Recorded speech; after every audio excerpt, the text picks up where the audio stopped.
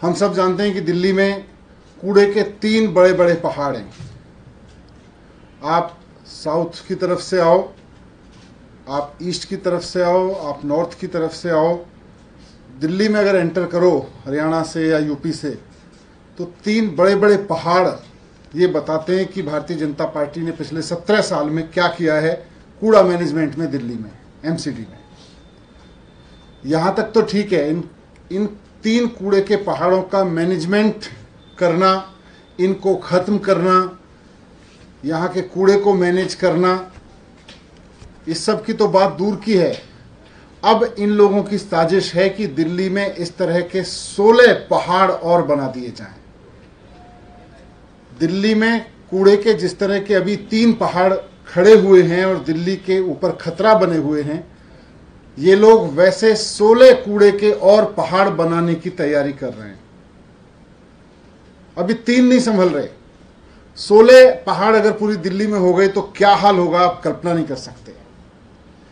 इन्होंने तय किया है कि दिल्ली में कूड़े की 16 लैंडफिल साइट्स और बनाई जाएंगी, और जाहिर सी बात है कि जब 16 लैंडफिल साइट्स और बनेंगी तो पूरी दिल्ली में चारों तरफ केवल कूड़े के ही इस तरह के पहाड़ दिखाई देंगे। तो 16 कूड़े के नए पहाड़ ये लोग दिल्ली में और बनाने की, खड़े करने की तैयारी कर रहे हैं। 3 पहाड़ जो इनकी कारगुजारियों की वजह से, भारतीय जनता पार्टी के फेलियर की वजह से दिल्ली में खड़े हो गए, उन पे तो अभी तक कुछ किया नहीं। वहां पे 4 गाड़ी खड़ी करके इधर से उधर टप्पर घुमाते रहते हैं। और अब 16 और जगहों पर लोगों का जीना दुश्वार करेंगे, 16 और जगहों को ये नर्क बनाएंगे।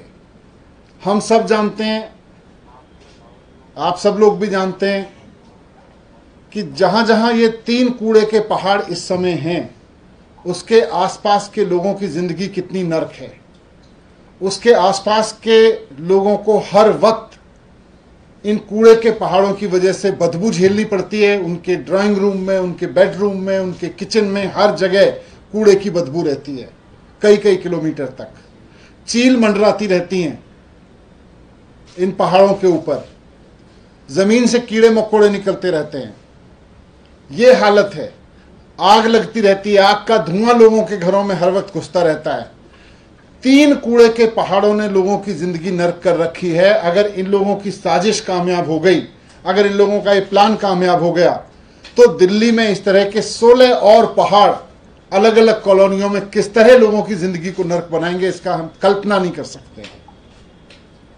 आज सारी दुनिया में बड़े बड़े शहर, ऐसा नहीं है दिल्ली बड़ा शहर है, दुनिया में बहुत सारे बड़े शहर है, वहां भी कूड़ा होता है, वहां भी लोग रहते हैं, वहां भी कूड़ा जनरेट होता है, लेकिन सारी सरकारें अपना कूड़ा मैनेजमेंट कर रही हैं, वहां के नगर निगम अपना अपना कूड़ा मैनेज कर रहे हैं।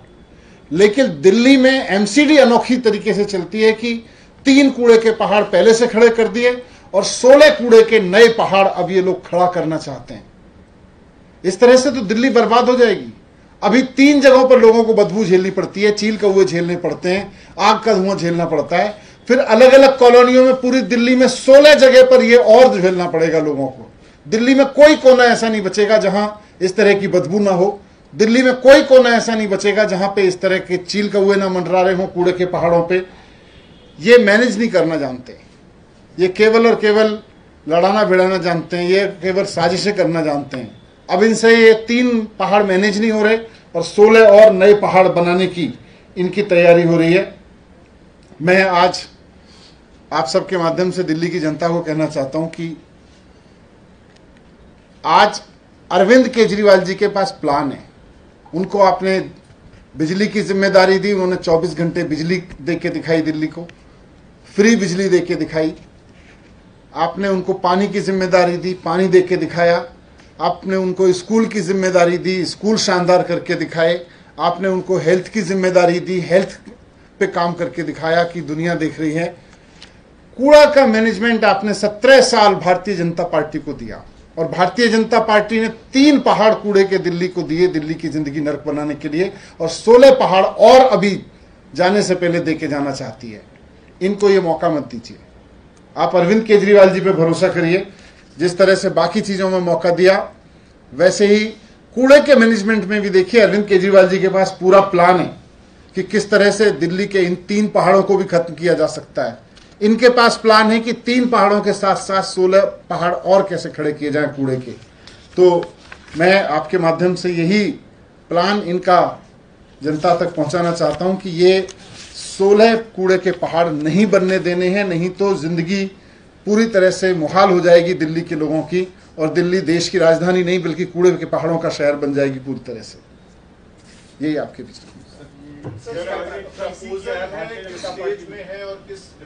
अलग अलग उन्होंने जगह छांट ली हैं।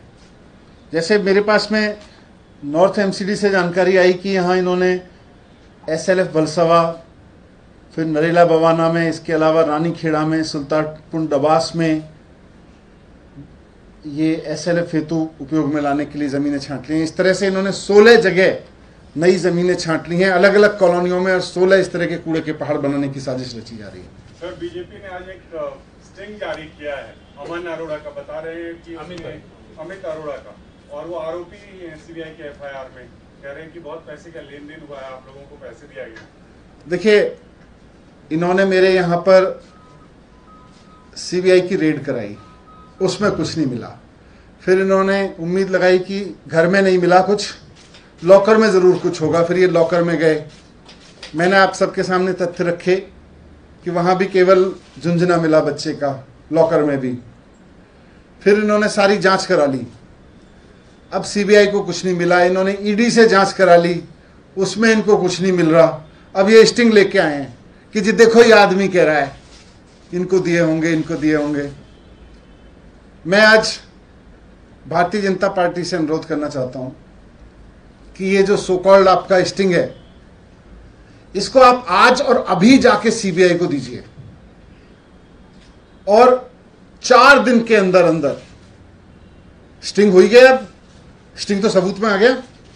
4 दिन के अंदर अंदर CBI इसकी जांच करके मुझे गिरफ्तार कर ले। भाई, भारतीय जनता पार्टी ने स्टिंग कर ही दिया है। CBI की एक्सटर्नल ब्रांच है भारतीय जनता पार्टी आजकल, तो एक्सटर्नल ब्रांच से सबूत आ गया।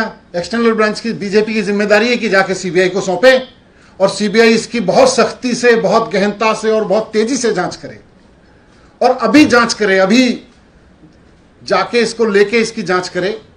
और अगर ये स्टिंग सच्चा है, अगर इस स्टिंग में सच्चाई है, तो 4 दिन के अंदर अंदर, आज फ्राइडे, थर्सडे, आज थर्सडे है, थर्सडे, फ्राइडे, सैटरडे, संडे, आज हाफ डे निकल गया। मंडे तक मुझको गिरफ्तार कर ले CBI इस स्टिंग के बेस पे। 4 दिन के अंदर अंदर ये स्टिंग के बेस पे CBI मुझे गिरफ्तार कर ले, अगर इस स्टिंग में सच्चाई है। और नहीं तो फिर आप मान लेना कि ये भारतीय जनता पार्टी के माननीय प्रधानमंत्री जी के दफ्तर से रची गई एक और साजिश है।